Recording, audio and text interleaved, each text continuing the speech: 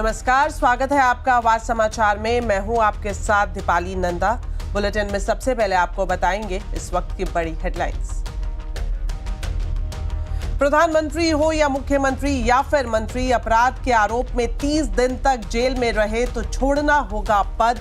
लोकसभा में पेश होने के बाद जेपीसी के पास भेजा गया बिल, विपक्ष का भारी हंगामा। ऑनलाइन मनी गेमिंग पर शिकंजा कसने की तैयारी। लोकसभा में ऑनलाइन मनी गेमिंग को रेगुलेट करने वाला बिल पेश। आईटी मंत्री अश्विनी वैष्णव ने किया पेश। जीएसटी रिफॉर्म पर बड़ा मंथन। जीओएम की 2 दिन की बैठक में जीएसटी रिफॉर्म पर आम राय बनाने की होगी कोशिश। जीओएम की सिफारिशों के बाद जीएसटी काउंसिल की मीटिंग में लग सकती है मुहर।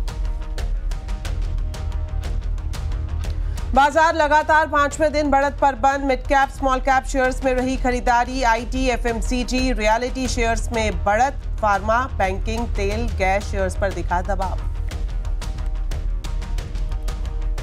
वेदांता के डीमर्जर प्लान पर केंद्र की आपत्ति। एनसीएलटी में केंद्र सरकार ने कहा, अहम जानकारियों का नहीं किया गया खुलासा। डीमर्जर के बाद सरकार नहीं वसूल पाएगी बकाया। सेबी ने भी जताई है आपत्ति। एनडीए के उपराष्ट्रपति पद के उम्मीदवार सीपी राधाकृष्णन ने दाखिल किया नामांकन। प्रधानमंत्री नरेंद्र मोदी बने प्रस्तावक। एनडीए के बड़े नेता नॉमिनेशन में रहे मौजूद। दिल्ली की मुख्यमंत्री रेखा गुप्ता पर जनसुनवाई के दौरान हमला। राजकोट के रहने वाले एक शख्स ने सीएम को मारा थप्पड़। आरोपी से पुलिस की पूछताछ। बीजेपी ने हमले की निंदा। हीरो मोटो ने लॉन्च की देश की सबसे सस्ती क्रूज बाइक। नई hero glamour x 125 CC segment की सबसे फीचर पैक्ड बाइक। कीमत 90,000 से 1 लाख रुपए के बीच।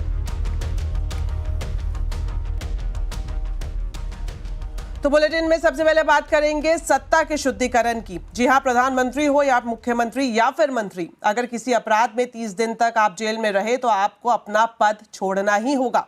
इसके लिए आज लोकसभा में गृह मंत्री अमित शाह ने 3 अलग अलग बिल पेश किए। बिल पेश होने के बाद अब ज्वाइंट पार्लियामेंट्री कमेटी यानी कि जेपीसी के पास भी भेज दिए गए हैं। हालांकि इस बिल पर विपक्षी पार्टियों ने भारी हंगामा किया। तो आखिर इस बिल में ऐसा क्या है, जानने के लिए अब सीधा जुड़ते हैं हमारे वरिष्ठ सहयोगी लक्ष्मण रॉय से। तो लक्ष्मण जी, सबसे पहले आपसे जानना चाहेंगे, ये जो बिल आज पेश किया गया है इसकी मुख्य बातें क्या हैं और इस बिल में ऐसा क्या है कि विपक्षी पार्टियां हंगामा कर रही हैं? देखिए, इन दोनों बातों को जानने से पहले आपको एक उदाहरण देना चाहूंगा। हाल के उदाहरण से समझिए, जब दिल्ली के मुख्यमंत्री अरविंद केजरीवाल थे, उन पर आरोप लगा, जेल गए, करीब 6 महीने तक जेल में रहे, लेकिन उन्होंने पद नहीं छोड़ा। जेल से ही सीएम की कुर्सी चलाई। लेकिन इस बिल के प्रावधान लागू होने के बाद ऐसा नहीं होगा। इस बिल में ऐसा कुछ किया गया है। इस बिल में यह प्रावधान किया गया है कि अगर आप प्रधानमंत्री हों, मुख्यमंत्री हों, केंद्र सरकार के मंत्री हों, राज्य सरकार के मंत्री हों, अगर आप किसी अपराध के आरोप में, ध्यान दीजिएगा, अपराध में नहीं, अपराध के आरोप में अगर आप जेल जाते हैं आरोपी के तौर पर और अगर 30 दिन से ज़्यादा जेल में रहते हैं तो आपको अपनी कुर्सी छोड़नी पड़ेगी। ये कुर्सी छोड़नी पड़ेगी आपको 31वें दिन। 30 दिन के बाद आप किसी भी कीमत पर उस कुर्सी पर नहीं बने रहेंगे। अगर आप खुद नहीं छोड़ते हैं 31वें दिन, तो 31वें दिन आपको पदमुक्त मान लिया जाएगा। यानी आप स्वतः ना तो प्रधानमंत्री रहेंगे अगर प्रधानमंत्री थे, ना तो मुख्यमंत्री रहेंगे मुख्यमंत्री थे, ना तो आप मंत्री रहेंगे। इसमें 2 बातें काफ़ी महत्वपूर्ण है कि सजा पाने तक का इंतजार नहीं करना है। अगर आप गंभीर अपराध में जेल में हैं आरोपी के तौर पर, तब भी आपको पद छोड़ना होगा। दूसरी महत्वपूर्ण बात, गंभीर अपराध की परिभाषा इस बिल में रखी गई है। वो ये कहा गया है कि ऐसे अपराध जिसमें 5 साल की जेल का प्रावधान हो या फिर 5 साल से ज़्यादा की जेल का प्रावधान हो, वैसे अपराध में ये बातें लागू होंगी। अब आप कहेंगे आरोपी हैं, बाहर निकल गए जेल से तो क्या होगा? अगर जेल से आप बाहर निकल गए तब आप कुर्सी फिर से ग्रहण कर सकते हैं। इस बात का प्रावधान इस बिल में किया गया है। इसमें 3 बिल यहाँ पे पेश किया गया लोकसभा में अमित शाह के द्वारा। 3 बिल इसलिए पेश किया गया चूंकि केंद्र सरकार के लिए ये जो बिल था, इसके लिए 130वां संविधान संशोधन बिल लाया गया। इसमें आर्टिकल 239AA के सेक्शन 5 के बाद 5A जोड़ा गया है, जिसमें वो सारी बातों का प्रावधान किया गया है जो मैंने आपको ही बताया। लेकिन कई सारे केंद्र शासित प्रदेश हैं, उनके लिए यहाँ पे एक अलग बिल लाया गया, जो केंद्र शासित प्रदेशों के लिए, जम्मू कश्मीर के लिए अलग बिल लाया गया, ताकि पूरे देश में इस बिल को लागू किया जाए। हालांकि इस बिल पर अभी हंगामा हुआ, चर्चा नहीं हो पाई है। इसे ज्वाइंट पार्लियामेंट्री कमेटी के पास यानी JPC के पास भेज दिया गया है और JPC की रिपोर्ट आने के बाद फिर इस बिल पर चर्चा होगी, इस बिल को पारित करने की कोशिश होगी। कम से कम इस सत्र में यह बिल पारित नहीं होगा। जी, बहुत बहुत शुक्रिया लक्ष्मण जी आपका इस पूरी जानकारी के लिए। वहीं बिल पेश करने के दौरान लोकसभा में जमकर हंगामा हुआ। विपक्ष ने नैतिकता को लेकर गृह मंत्री अमित शाह को घेरने की कोशिश की, लेकिन अमित शाह ने विपक्ष को आईना दिखाया और कड़ा जवाब भी दिया। इसके बाद बिल को JPC में भेजने का ऐलान किया गया। मैं प्रस्ताव करता हूं कि भारत के संविधान का संशोधन करने वाला विधेयक, संघ राज्य क्षेत्र शासन अधिनियम 1963 का संशोधन करने वाला विधेयक तथा जम्मू कश्मीर पुनर्गठन अधिनियम 2019 का संशोधन करने वाले विधेयकों को माननीय अध्यक्ष जी द्वारा नाम निर्दिष्ट किए जाने वाले इस सभा के 21 सदस्य और माननीय उपसभापति द्वारा नाम निर्दिष्ट किए जाने वाले राज्यसभा के 10 सदस्यों को मिलकर बनने वाली संयुक्त समिति को सौंपा जाए। संयुक्त समिति की बैठक की गणपूर्ति और बाकी सारे नियम लोकसभा के नियमों के अनुसार होंगे और अगले सदन के पहले दिन तक ये संयुक्त समिति रिपोर्ट प्रस्ताव करे, ऐसा मेरी दरखास्त। तो विपक्ष के हंगामे के बीच इस बिल को पेश किया गया अमित शाह के द्वारा और इस बिल को लेकर कांग्रेस सांसद मनीष तिवारी की भी प्रतिक्रिया सामने आई है। मनीष तिवारी ने संविधान और कानून के खिलाफ इस बिल को बताया है। मनीष तिवारी ने कहा कि एक जांच अधिकारी अब चाहे तो प्रधानमंत्री को उसके पद से हटा सकता है। अध्यक्ष महोदय, भारत का संविधान का जो मूलभूत ढांचा है वो ये कहता है कि कानून का राज होना चाहिए। There should be rule of law और उस रूल ऑफ लॉ, कानून के राज की बुनियाद है कि आप बेगुनाह हैं जब तक आपका गुनाह साबित नहीं किया जाता। You are innocent until proven guilty. This bill stands that fundamental maxim of jurisprudence on its head. It makes an investigating officer the boss of the Prime Minister of India. साथ ही दूसरी तरफ अखिलेश यादव ने कहा कि सरकार अपनी कुर्सी बचाने के लिए ये सब कर रही है। उन्होंने अपनी कुर्सी, अपना रुतबा बचाने के लिए इस तरह के फैसले लिए और फैसले लेने के बाद भी, चाहे वो जर्मनी का रहा हो तानाशाह, इटली का तानाशाह रहा हो, रशिया का तानाशाह रहा हो, वो अपनी कुर्सी नहीं बचा पाता। चलिए एक और अहम खबर आपको बता दें। ऑनलाइन गेमिंग के नाम पर सट्टेबाजी रोकने के लिए सरकार ने online gaming promotion and regulation bill Lok Sabha में पेश कर दिया है। इस बिल में ऑनलाइन मनी गेमिंग पर पूर्ण प्रतिबंध लगाने का प्रस्ताव है, लेकिन ई स्पोर्ट्स, सोशल गेमिंग और एजुकेशनल गेमिंग को प्रमोट करने का भी प्रावधान शामिल किया गया है। आज IT मंत्री अश्विनी वैष्णव ने लोकसभा में इस बिल को पेश किया। तो ऑनलाइन गेमिंग बिल 2025 की डिटेल समझते हैं हमारे संवाददाता असीम मनचंदा से। तो असीम, आपसे जानना चाहेंगे जो बिल आज पेश किया गया है, इसकी मुख्य बातें क्या है, किस तरह से ऑनलाइन गेमिंग के नाम पर इस बिल के जरिए सट्टेबाजी पर रोक लगाई जा सकेगी? एक अनुमान के मुताबिक करीब 45 करोड़ लोगों को मनी गेमिंग के जरिए करीबन 20,000 करोड़ रुपए का नुकसान उठाना पड़ा है। यही वजह है कि सरकार इसकी रोकथाम करने के लिए एक नया बिल लेकर के आई है। इस बिल के तहत सारे जितने भी मनी गेम्स हैं उनके ऊपर रोक लगा दी जाएगी, उनका विज्ञापन, उनका प्रचार, उनका प्रसार, उसके ऊपर रोक लगा दी जाएगी। इतना ही नहीं, अगर कोई मनी ट्रांसफर उसके अंदर करने की इजाजत देगा तो उसके ऊपर भी इसकी कार्रवाई की जाएगी। कड़े प्रोविजन इस बिल के अंदर रखे गए हैं। सबसे पहले तो अगर कोई इसको बढ़ावा देता है तो उसको 3 साल की सजा और 1 करोड़ रुपए का जुर्माना हो सकता है। कोई इसका विज्ञापन करता है तो उसको 2 साल की सजा और 50 लाख रुपए तक का जुर्माना हो सकता है। हालांकि सरकार ने ये साफ कर दिया कि जितने भी ई स्पोर्ट्स है या फिर दूसरे सोशल गेम है, सरकार उनको बढ़ावा देगी, उनके ऊपर किसी तरह की रोक नहीं लगेगी।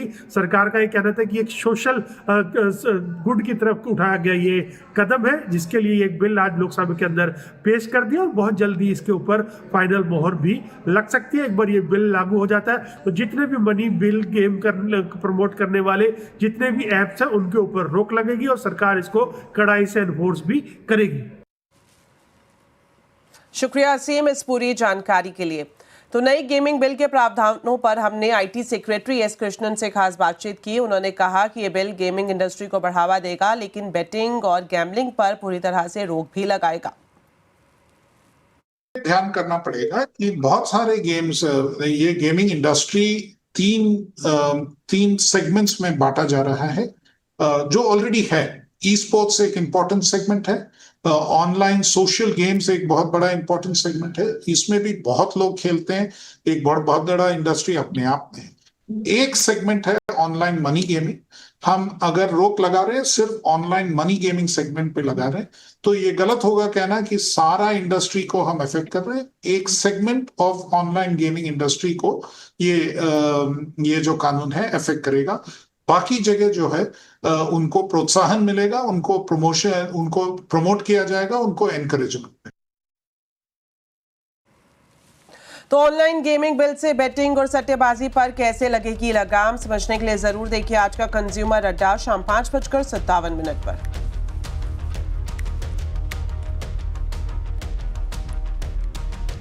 चलिए अब बात करते हैं ग्रुप ऑफ मिनिस्टर्स की बैठक की। 2 दरों के जीएसटी प्रस्ताव पर आज से ग्रुप ऑफ मिनिस्टर्स की बैठक हो रही है। 15 अगस्त को लाल किले से प्रधानमंत्री मोदी के जीएसटी रिफॉर्म के ऐलान के बाद ये बैठक काफी अहम मानी जा रही है। इस बैठक में क्या कुछ हो सकता है, एजेंडा जानते हैं। अब सीधा आलोक प्रियदर्शी हमारे साथ लाइव जुड़ गए हैं। तो आलोक बताएं फिलहाल इस बैठक में क्या एजेंडा है, क्या कुछ बातचीत जारी है? बिल्कुल, देखिए आज जो 2 इंपॉर्टेंट ग्रुप ऑफ मिनिस्टर की बैठक है उसमें पहला है हेल्थ इंश्योरेंस और लाइफ इंश्योरेंस को लेकर दरों में कटौती करना, और दूसरा जो सेस है जो अभी तक लगता रहा है उसको किस तरह से खत्म किया जाए। आज ये 2 मीटिंग है। कल जो बैठक होने वाली है वो रेट रेशनलाइजेशन पे है, जिसमें माना जा रहा है कि जो 2 दरों का प्रपोजल केंद्र सरकार ने दिया था उस पर चर्चा होगी और उस पर सहमति बनाने की कोशिश जाएगी। लेकिन अभी जो बात करूं तो अभी वित्त मंत्री निर्मला सीतारमण इस ग्रुप ऑफ मिनिस्टर्स की बैठक के तमाम जो मेंबर्स हैं उनसे बातचीत कर रही हैं, उनको उनके सारे क्वेरीज को एड्रेस कर रही हैं। जो भी उनको लग रहा है कि इसमें क्या राज्यों को कोई दिक्कत हो सकती है वो सारी अपनी बात केंद्र सरकार की तरफ से जो भी प्रपोजल दिया गया है उस पर वित्त मंत्री चर्चा कर रही हैं। इसके बाद ये बैठक शुरू होगी और उसके बाद फिर तमाम मुद्दों पर सहमति बनाई जाएगी। जो अगली जीएसटी काउंसिल में इसको रखा जाएगा और वहां से पास करने की कोशिश की जाएगी। तब जाकर जो प्रधानमंत्री ने लाल किले से कहा था कि दिवाली का बड़ा गिफ्ट आम लोगों को, एमएसएमईज को और कॉर्पोरेट्स को मिलेगा, वो वहां से आता हुआ दिख सकता है। जी आलोक, आप नजर बनाए रखें, आगे भी आपसे अपडेट लेते रहेंगे। चलिए बात करते हैं अब शेयर बाजार की। बाजार में लगातार 5वें दिन तेजी रही। सेंसेक्स निफ्टी बढ़त पर बंद हुए। सेंसेक्स 213 पॉइंट तो निफ्टी 70 पॉइंट चढ़ा। Mid cap small cap shares में भी खरीदारी रही। बाजार में आज कैसा रहा कारोबार, बता रहे हैं आशीष चतुर्वेदी। देखिए बहुत ही इंटरेस्टिंग सेशन देखने को मिला, जहां पर शुरुआत अगर आप देखें तो थोड़ी सी सुस्ती, थोड़ी सी नरमी के साथ हुई, लेकिन क्लोजिंग आपको 25,000 के ऊपर यहां पर देखने को मिली। सेंसेक्स की बात करें, मिड कैप की बात करें, तेजी यहां पर देखने को मिली। सिर्फ एक निफ्टी बैंक ऐसा था जहां पर अगर आप देखें तो क्लोजिंग आपको लाल निशान में नजर आएगी। क्विकली समझ लेते हैं कि निफ्टी के बढ़ने वाले शेयर कौन से हैं। तो यहाँ पर निफ्टी में अगर आप देखें तो एफएमसीजी पैक, और खासतौर पर अगर आप देखें तो आईटी में इन्फी और टीसीएस, यहाँ पर आपको योगदान देखने को मिला। लेकिन गिरने वाले शेयरों की बात की जाए, वो स्टॉक जहां पर आपको दबाव देखने को मिला तो टाटा मोटर्स है, बजाज फाइनेंस, श्रीराम फाइनेंस और बीईएल, ये कुछ ऐसे स्टॉक्स हैं जहां पर आपको गिरावट नजर आई। ब्रॉडर मार्केट्स को समझते हैं, फैक्ट को देखिए, पूरा फर्टिलाइजर स्पेस बजिंग था, फिनिक्स मिल्स खबरों के चलते, और पूरी होटल्स और हॉस्पिटैलिटी, इंडियन होटल्स ने लीड किया 4% की तेजी के साथ। Tata communication, Muthoot finance, Bharat forge और ऑरबिंदो फार्मा, यहां पर आपको गिरावट नजर आई। ओवरऑल अगर आप देखें तो इंटरेस्टिंग सेशन, 25,000 के पार क्लोजिंग। चलिए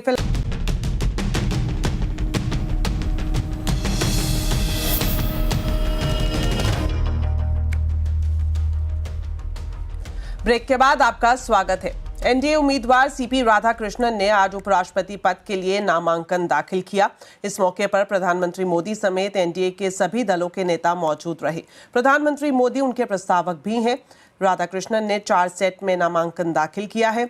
नामांकन के वक्त रक्षा मंत्री राजनाथ सिंह, गृह मंत्री अमित शाह समेत एनडीए के कई नेता मौजूद रहे।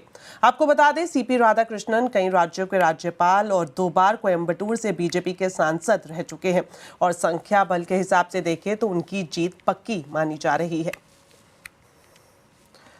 अब खबर राजधानी दिल्ली से, जहां दिल्ली की मुख्यमंत्री रेखा गुप्ता पर उस वक्त हमला हुआ जब वो आज सुबह अपने आवास पर आम लोगों की समस्याएं सुन रही थी। जन सुनवाई के दौरान अचानक एक व्यक्ति आगे आया और मुख्यमंत्री पर हमला कर दिया। घटना से वहां अफरा तफरी मच गई। सुरक्षा कर्मियों ने तत्काल आरोपी को काबू कर लिया। बाद में दिल्ली पुलिस ने इस युवक ने सीएम रेखा गुप्ता पर हमला करने के आरोप में गिरफ्तार कर लिया। आरोपी की पहचान 41 साल के राजेश भाई खिमजी के रूप में हुई है। आरोपी राजकोट का रहने वाला है। दिल्ली पुलिस गुजरात पुलिस से भी संपर्क में है। आरोपी से डिटेल पूछताछ जारी है। पक्ष विपक्ष के नेताओं ने इस हमले की निंदा की है।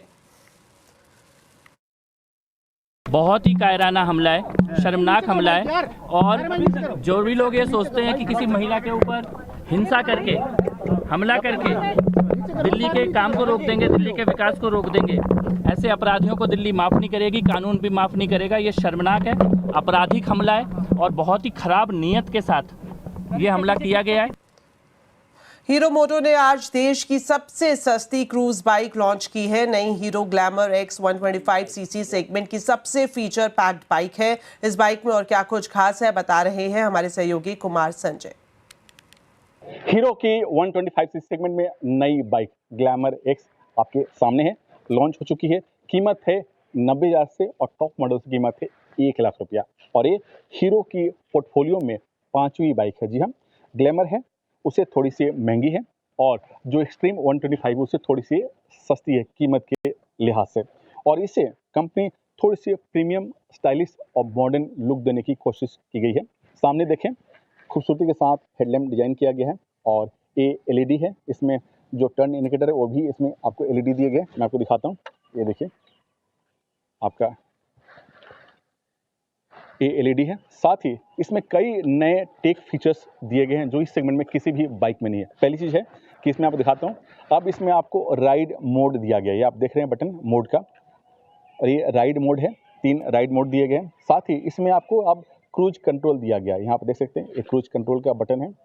तीसरी चीज़ कि जो आप थ्रोटल देख रहे हैं ये राइड बाय वायर है, यानी कहीं भी इसमें मेटल वाला केबल नहीं है। इसके साथ इसमें आपको इंजन स्टार्ट करने के लिए किक स्टार्ट का भी ऑप्शन दिया गया है। जो सीट है उसकी जो हाइट है नीचे से ऊपर 790 mm है और जो ग्राउंड क्लियरेंस है वो है आपका 170 mm। और जो इंजन है सेम जो एक्सट्रीम 125 है वही इंजन इसमें दिया गया है। इंजन में कुछ भी बदलाव नहीं किया गया है। इंजन कैपेसिटी है 125 cc, पावर आउटपुट 11.4 bhp और इंजन आपको 5 स्पीड गियर के सहारे काम करता है। और जो इसकी स्टाइलिंग है काफ़ी खूबसूरत है। और जो इसका मुकाबला है 125cc सेगमेंट में वो है होंडा की शाइन से है, बजाज की पल्सर 125 से है, बजाज की NS 125 से है और TVS की रेडर से है। आप देखना होगा कि नई ग्लैमर कितनी नंबर लेकर आती है सेल्स के मामले में।